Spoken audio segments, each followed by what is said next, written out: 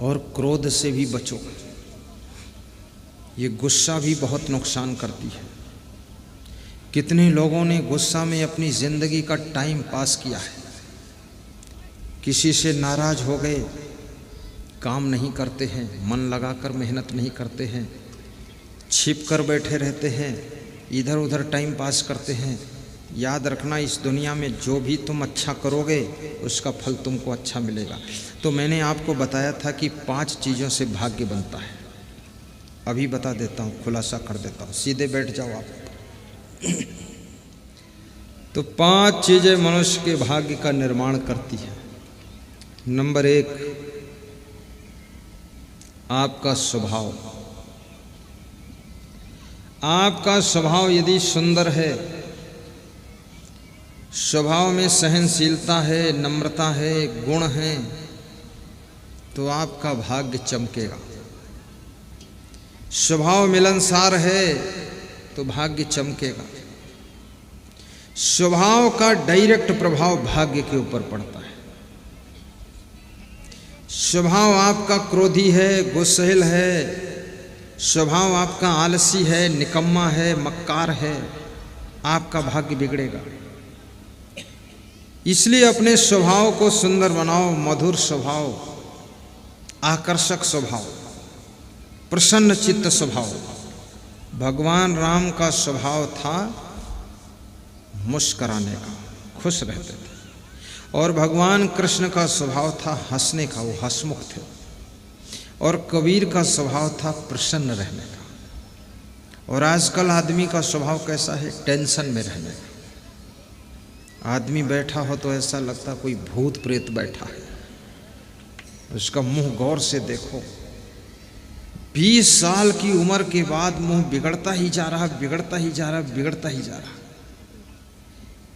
क्योंकि जितना मन में टेंशन करोगे, तनाव करोगे, चिंता करोगे, क्रोध करोगे, गुस्सा करोगे, दुखी रहोगे, उलझन में रहोगे, परेशान रहोगे, तुम्हारा चेहरा भी बिगड़ता चला जाएगा। बहुत ज़्यादा खाओगे तो भी चेहरा बिगड़ेगा।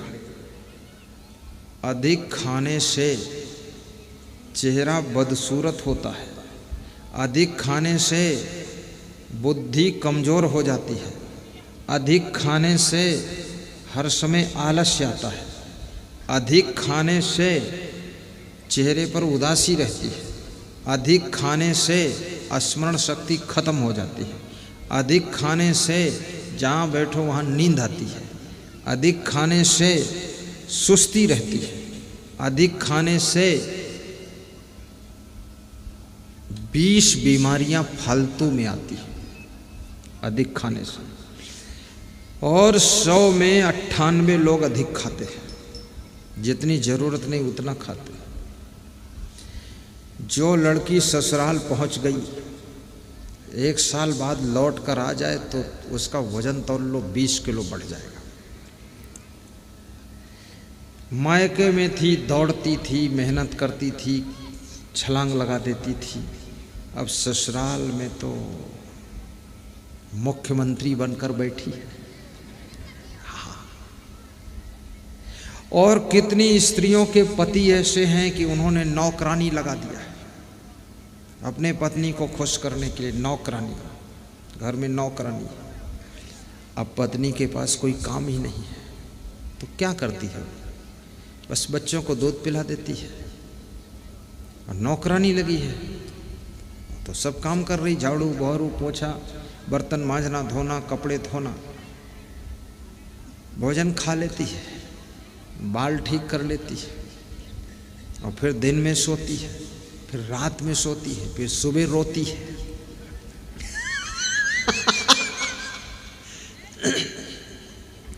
हर समय बीमार रहती है। कहती यहाँ दर्द, वहाँ दर्द, घुटनों में दर्द, कमर में दर्द, सिर में दर्द, बाल बाल में दर्द, रग रग में दर्द, नस नस में दर्द, दर्द मोरे नस नस में। ऐसा वैद्य ढूंढो, दवा दे दे, दर्द होगी ही दर्द। इस शरीर से अगर व्यायाम नहीं करोगे, मेहनत नहीं करोगे, गर्म पानी से यदि स्नान करोगे तो आपके शरीर में रग रग में दर्द होगा, नस नस में दर्द होगा, और उसी दर्द में तुम मरोगे। कभी दर्द दूर नहीं होगा। और याद रखना, अगर गर्म पानी से स्नान नहीं करोगे, अब व्यायाम करोगे, मेहनत करोगे, पसीना निकालोगे, तो आपके सैकड़ों रोग अपने आप भाग जाएंगे, स्वस्थ हो जाएंगे। और भोजन थोड़ा खाइए, कम खाइए। पूड़ी हो, एक पूड़ी खा लो। कितने लोगों को पूड़ी मिल जाए तो 20 पूड़ी समेट देते हैं। बनाने वाले भी सोचते हैं कि पानी भी पिएगा कि नहीं। रसोई में आइटम खत्म हो गया पर उनका खाना खत्म ही नहीं, चालू है। अरे इज्जत तो बचने दो अंदर वालों की, निकलो, हटाओ अब कर। तो नंबर 1 स्वभाव को ठीक करना है। नंबर 2 वाणी, वाणी माने बोलना, बोलना सीखना है। बोलना तो 2.5 साल की उम्र में ही आ जाता है, लेकिन कहाँ पर, कब, कैसे, क्या बोलना है, ये 100 साल की जिंदगी भर नहीं आता है। कब, कहाँ, क्या बोलना है, ये तो आदमी को 100 साल की जिंदगी में नहीं आ पाता है, लेकिन बोलना 2.5 साल की उम्र में, 3 साल की उम्र में आ जाता, बच्चा बोलने लगता है। केवल बोलना ही सार्थक नहीं है, कहाँ, कब, क्या बोलना है, ये चीज सार्थक है। कितने शब्द बोलना है, बोलने के पहले तौलना है, तौलना है फिर बोलना है। और लोग तौलते ही नहीं, बोलते हैं। जो बोलने जा रहे हो कम से कम उसका परिणाम तो सोचो। और वाणी में फिल्टर लगाओ। जैसे आपने इंजन देखा होगा, इंजन में फिल्टर लगे होते हैं, मालूम है कि नहीं? इंजन, जनरेटर, ट्रैक्टर, सभी गाड़ियों में फिल्टर होता है। तो डीजल टंकी में जाता है और टंकी से फिल्टर में, फिल्टर से प्लंजर में, प्लंजर से नोजल में, नोजल से पिस्टन पर जाता है। मैं इंजीनियर भी रहा हूँ, सब मालूम है। अगर वो फिल्टर निकाल दो तो डीजल फंस जाएगा प्लंजर में, और प्लंजर में नहीं फंसा तो फंस जाएगा नोजल में, फिर इंजन स्टार्ट नहीं होगा। तो अपनी वाणी में भी फिल्टर लगाओ। जोश खरोश में जो इच्छा हो जिसको बोलते जाओ, इससे बहुत गड़बड़ होगा। अपने घर मालिक को पिस्टन समझिए, नोजल समझिए। अगर आपने बिना विवेक किए, बिना फिल्टर लगाए, जोश खरोश में घर मालिक को कोई कठोर शब्द बोल दिया, अंड बंड बोल दिया, तो घर मालिक का दिल अगर बैठ गया, मनोबल गिर गया, तो आपके घर के विकास का इंजन बंद रहेगा, फिर विकास नहीं होगा।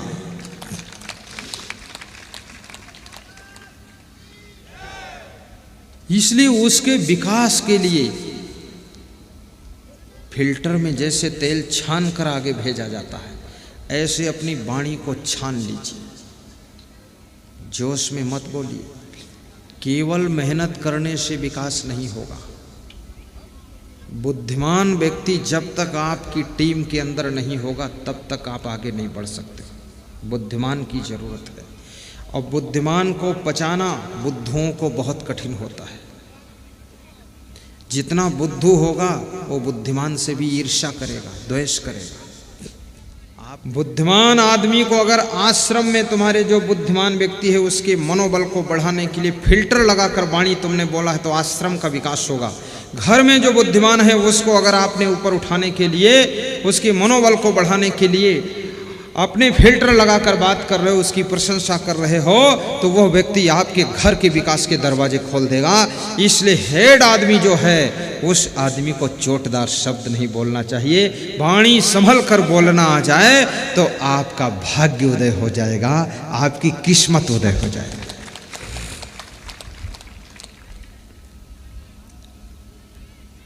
दूसरी चीज है वाणी, और तीसरी चीज क्या है? बोलने की कला सीखो। वाणी, किससे कैसे बोलना है, कब कितना बोलना है, कब चुप रहना है, ये सब चीज़ें बड़ी तौल की है। कब मुस्कराना है, कब शांत रहना है, कब हंसना है, कब बिल्कुल मौन रहना है, कहाँ पर भाषण देना है, कहाँ पर नहीं बोलना है। जैसे अभी व्यास गादी पर आकर के कोई आधा घंटे भाषण शुरू कर दे तो ये पब्लिक सब भाग जाएगी, क्योंकि यहाँ लोग लक्ष्य बनाकर आए हैं कि सत्संग सुनना है। लोग आए थे बाजार में टमाटर खरीदने, तुम भाटा बेच रहे हो, कौन लेगा भाटा? तो उनकी मानसिकता को भी पढ़िए कि लोग हमारी बात को कितना सुनना चाहते हैं। जितना सुनना चाहते उतना ही सुनाओगे तो तुम धन्यवाद पाओगे, और उससे ज़्यादा सुनाओगे तो वाद विवाद पाओगे, और जितना सुनना चाहते उससे कम सुनाओगे तो आशीर्वाद पाओगे, और बहुत बोलते रहोगे तो पागलपन की उपाधि पाओगे। लोग कहेंगे पागल है, माइंड क्रेक है, अगर माइक पकड़ लिया तो छोड़ेगा नहीं। बोलने में कला है। पति से कैसे बोलना है। मैं एक सेठ के घर निवास था, तो सेठ का लड़का आया और सेठ के लड़के से पूछा, सेठ ने, कि ग्वालियर में काम चल रहा था रेलवे का, उसमें 50 लाख का नुकसान कैसे हुआ सेठ जी? तो उनका लड़का हकलाता था, बोले पापा पापा पापा हम तो यहाँ बैठे रहे, वहाँ नुकसान हो गया। बोले सेठ जी स्नान हो गई? बोले अभी नहीं, जाओ स्नान करो सेठ जी और भोजन करो फिर आना। अपने लड़के से ऐसे कह दिया। फिर उनका मैनेजर आया तो मैनेजर से कहा कि ये जो 10-20 लाख का नुकसान हुआ है, इसमें 1% नुकसान तुमको भरना पड़ेगा। क्यों नुकसान किया तुमने? लापरवाही बरता। और उसको डांटा और ऐसे हाथ उठाया थप्पड़ मारने के लिए। तो मैंने कहा सेठ जी, आपका बेटा खुद वहाँ था, तो बेटे को आपने कहा कि स्नान किया कि नहीं किया, जाओ स्नान करो भोजन करो, बस इतना ही कह दिया, और ये मैनेजर को थोड़ा डांटा और थप्पड़ उठाया। बोले गुरुदेव, बेटा है और ये नौकर है, दोनों में अंतर है। नुकसान तो बेटे की गलती से ही ज़्यादा हुआ है, वो खुद था और नुकसान हो गया, लेकिन बेटा नहीं खोया जा सकता है, मैनेजर खोया जा सकता है। इसलिए संभल कर बोलना पड़ेगा, नहीं तो बहुत ज़्यादा नुकसान। बेटे से कैसे बोलना है, बाप से कैसे बोलना है, माँ से कैसे बात करनी है, माँ के सामने कैसे बैठना है, वाइफ से कैसे बात करनी, वाइफ के सामने कैसे बैठना है, कैसे रहना है, ये सब सीखो। कितने लोग पति बन गए, उनको बैठने उठने का भी पता नहीं है, और पति बन गए। और पति बनने में कोई डिग्री लगती ही नहीं है। कितना बेवकूफ़ आदमी हो, बहुत जल्दी पति बन जाएगा।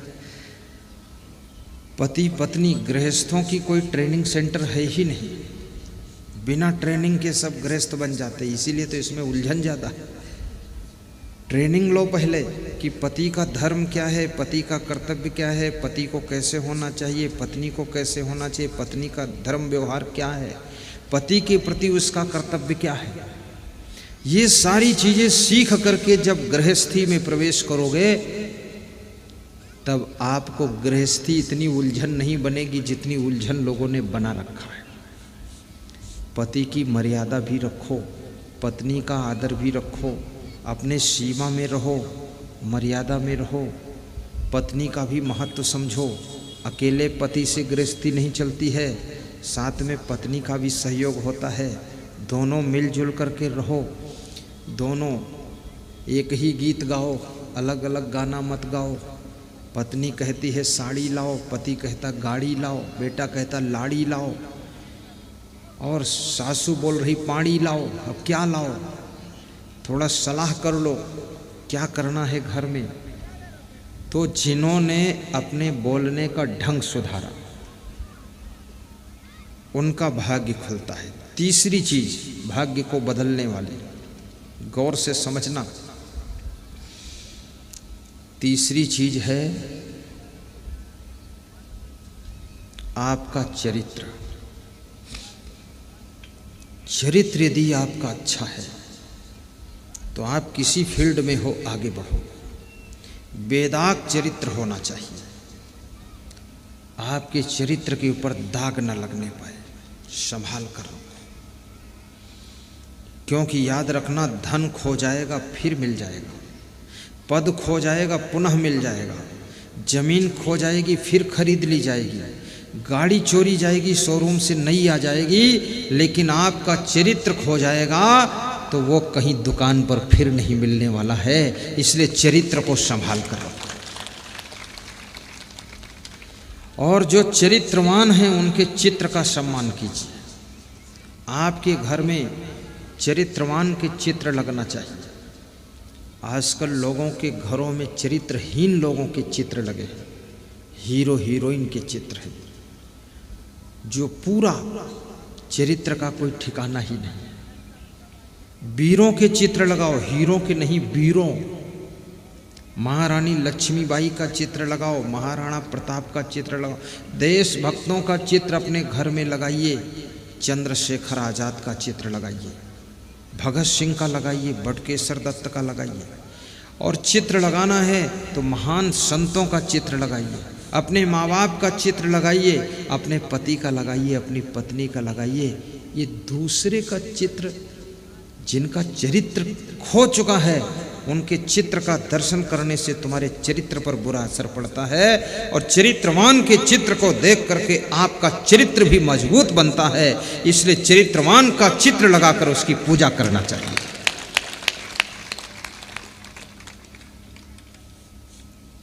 कितने लोग छोटे छोटे फोटो रखते हीरो हीरोइन के जेब में, और जब याद आती तो निकाल कर मस्तक में लगा लेते हैं कि भाग्य तेरे ऊपर ही है। और कहते हेमा मालिनी तार दो या बोर दो, जो भी करो। कोई कहता कैटरीना तू कान ही काट ले, कुछ तो कर। कोई अमिताभ बच्चन के पीछे पड़ा है, कोई राजेश खन्ना और खेत के 2 गन्ना।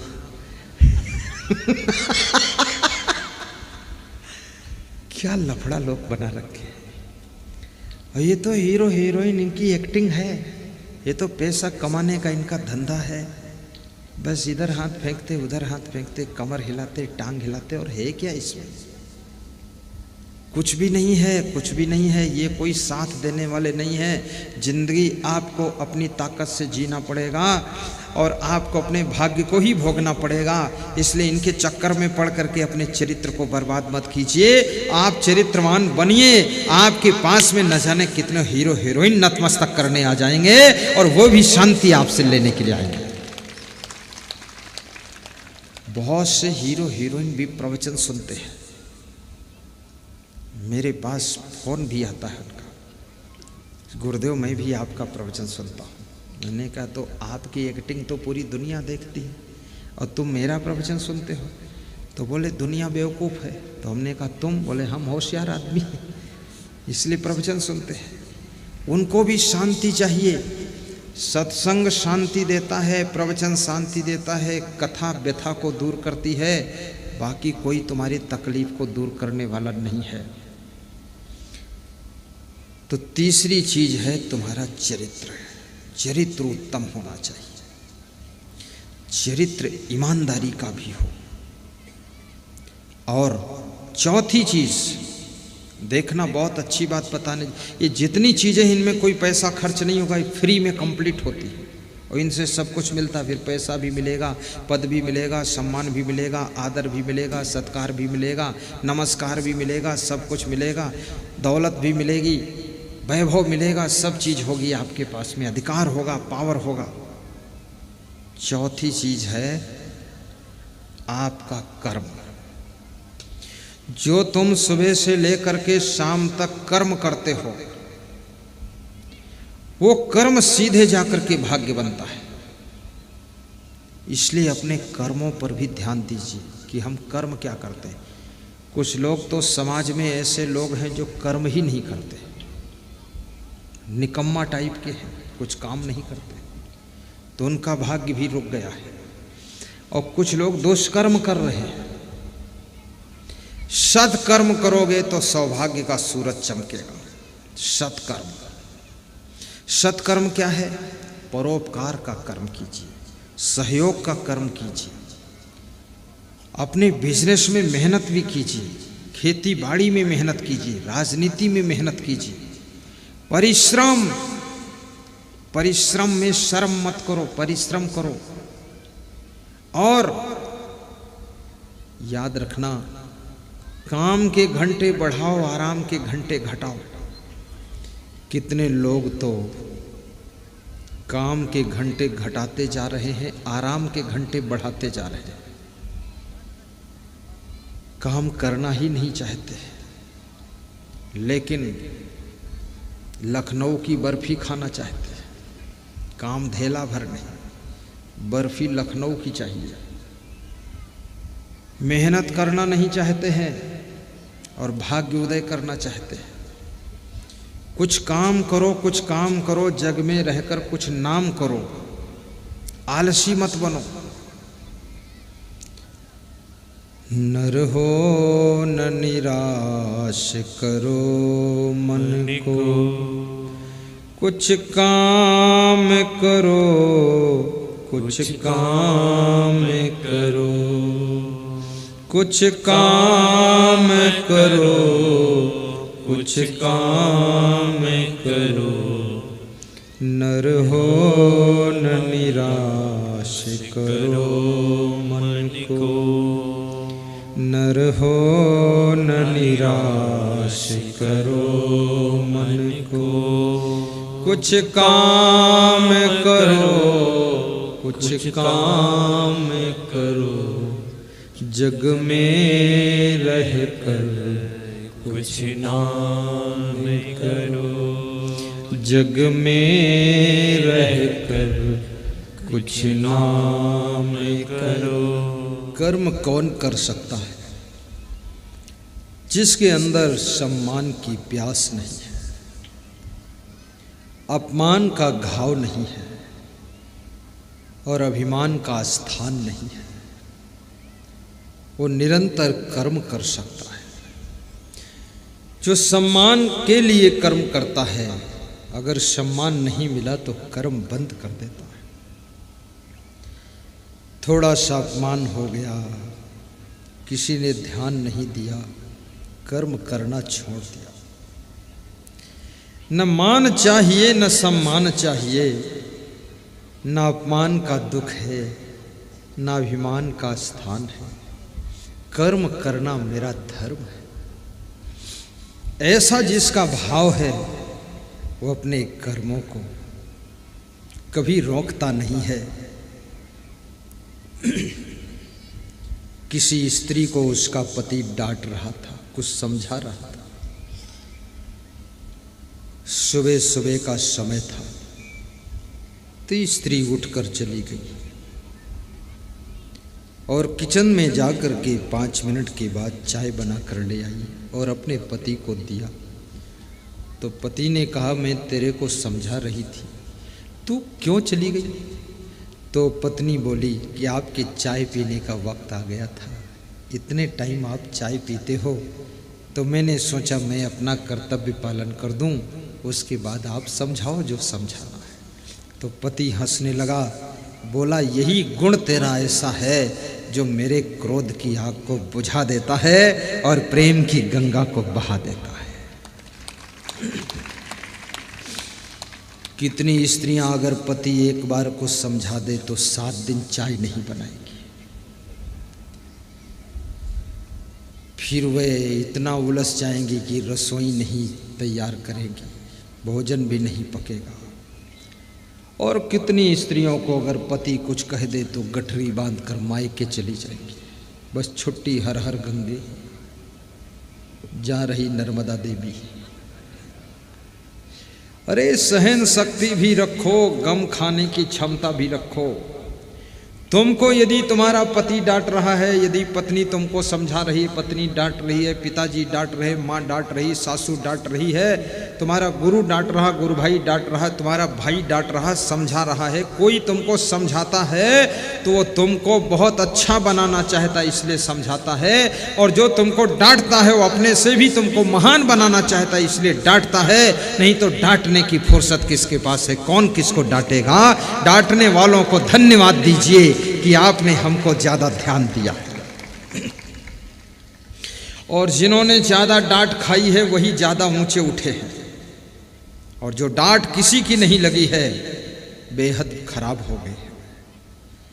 जिस लोहे पर लोहार का हथौड़ा लग जाता है वही लोहा कुदाल और फावड़ा बन जाता है, और जिस लोहे पर लोहार का हथौड़ा नहीं लगता वो लोहा लोहा बनकर ही जंग खाता रहता, मूर्छा खाता रहता, पड़ा रहता है। और जिस सोने के ऊपर हथौड़ी लगती है सुनार की, वो सोना गले का हार बन जाता है। और जो सोना सुनार के हाथ में ही नहीं जाना चाहता है वो सोना सोना बन करके मिट्टी में मिल जाता है। याद रखना भाइयों बहनों, सोना जब आग से गुजर जाता है तो कंचन कहलाता है, और सोना जो आग से नहीं गुजरता केवल सोना कहलाता है। अगर तुमने माँ बाप की डांट फटकार, सास ससुर की डांट फटकार को स्वीकार कर लिया तो तुम कंचन बन जाओगे, महान बन जाओगे। लेकिन माँ बाप को भी इस बात को समझना है कि डांटने की आदत भी मत बना लेना। कितने माँ बापों की तो आदत हो गई, तो कोई डांटने के लिए जब नहीं मिलेगा तो भैंस को डांटेंगे, साइकिल को डांटेंगे, फिर फसल को डांटेंगे, पेड़ पौधों को डांटेंगे, बादलों को गाली देंगे। आदत भी मत बनाना डांटने की।